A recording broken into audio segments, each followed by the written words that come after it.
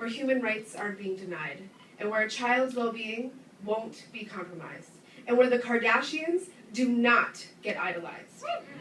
I dream of a world where the definition of phobia is different. What the hell is irrational about being scared? But I found this world to be no utopia. We live in a world with more problems than solutions, where no one is on the same page and there is so much confusion. But I found working with kids to be the only thing that makes me feel like a better person. Well, that and holding a Starbucks cup in my hand for some reason. But kids, they just give me something to believe in.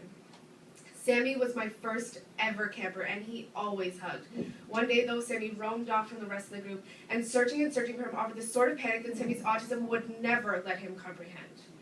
When I finally found him, he was at a customer service desk.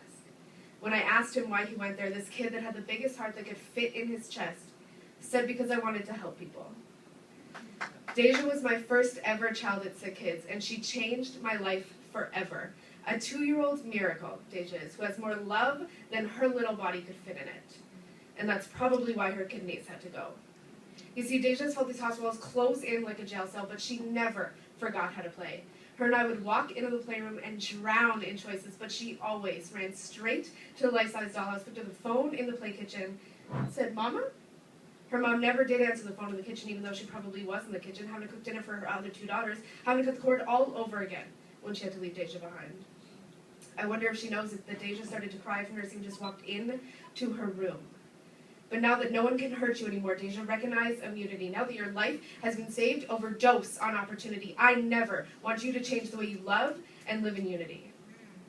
Nevaeh taught me that I have what it takes to be a mom, even after the doctors told me my ovaries don't have what it takes to be a mom.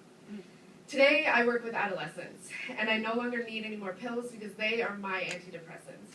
Talking to these kids is like talking to 16-year-old me. I get to tell them that I know what it's like to turn the torture of life into the noose of tomorrow, to hang yourself with yesterday's sorrow.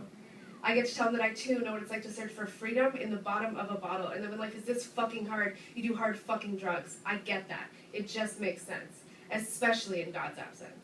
I get to tell them that I, too, hated not being able to comprehend what happiness is, that I hated how someone could look me in the eyes and think that there used to be life here. But I get to tell them that that is when inner peace became my release.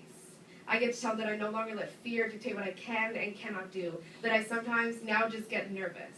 I get to tell them that I'm going somewhere today, that I lead a life that's full of purpose. Someone once told me that the children broken by the world will become the adults who will change it. These kids will make a difference in this world. They will rearrange it. At least, I know I am.